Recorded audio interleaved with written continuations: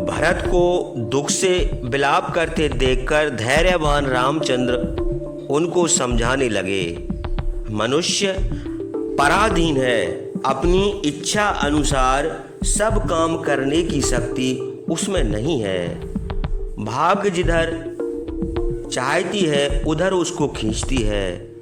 संचित धन एक दिन नष्ट होता है।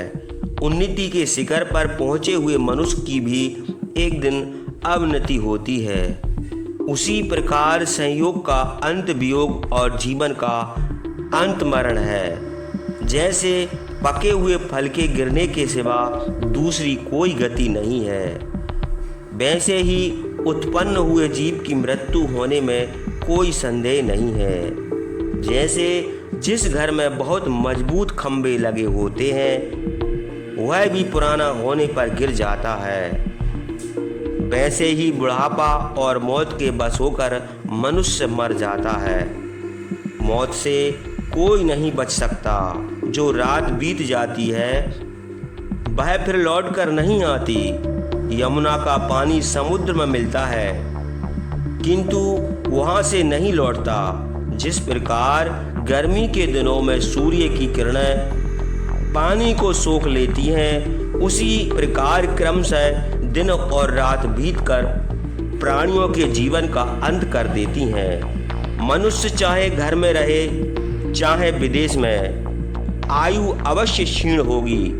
अतएव तुम अपने लिए सोचो, दूसरों के लिए क्या शोक करते हो।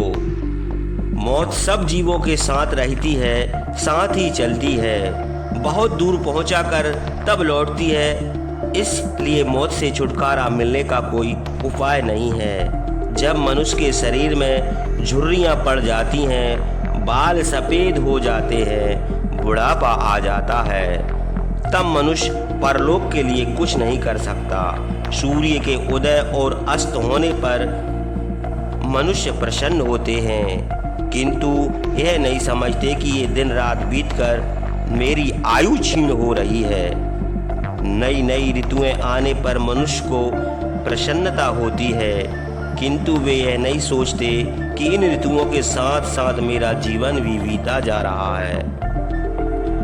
जिस प्रकार समुद्र में लकड़ी से लकड़ी मिलती है और कुछ समय तक एक साथ रहती है, फिर समय पाकर अलग हो जाती है, उसी प्रकार स्त्री पुत्र धन और जाति के मनुष्य मिलते हैं और अलग होते हैं। उनका वियोग निश्चित है। संसार में कोई मनुष्य अपनी इच्छा से कुटुंबियों का संयोग नहीं कर सकता, अर्थात जन्म और मृत्यु किसी के अधीन नहीं है। अतएव मृत मनुष्य के लिए शोक करके कोई उसे लौटा नहीं सकता।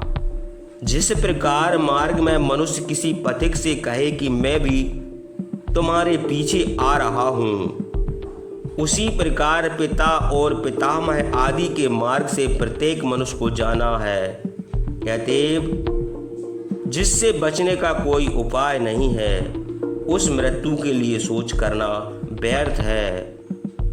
जिस प्रकार नदी की धारा पीछे को नहीं लौटती, उसी प्रकार मनुष्य की आयु बीतती ही जाती है। अतएव आत्मा के सुख के लिए धर्म में मन लगाना चाहिए, क्योंकि धर्म का उपार्जन करके सुख प्राप्त करना ही मनुष्य जन्म का फल है। हम लोगों के पिता बड़े धर्मात्मा थे। उन्होंने दान दक्षिणा देकर बहुत से यज्ञ किए हैं। वे सज्जनों के द्वारा सम्मानित थे। अतएव उन स्वर्गीय पिता के लिए शोक करना व्यर्थ है। पिताजी ने जीर्ण मनुष्य शरीर त्याग कर ब्रह्मलोक की देवी संपत्ति प्राप्त की है। तुम्हारे और मेरे समान शास्त्र बुद्धिमान मनुष्य को इस प्रकार शोक न करना चाहिए। तुम बुद्धिमान और धैर्यवान हो, अतएव शोक और विलाप न करो। तुम स्वस्थ हो जाओ और जाकर अयोध्यापुरी में रहो। सत्यवादी पिताजी ने तुमको अयोध्या का राज करने की आज्ञा दी है। धर्मात्मा पूजनीय पिता की आज्ञा का मैं भी पालन करूंगा।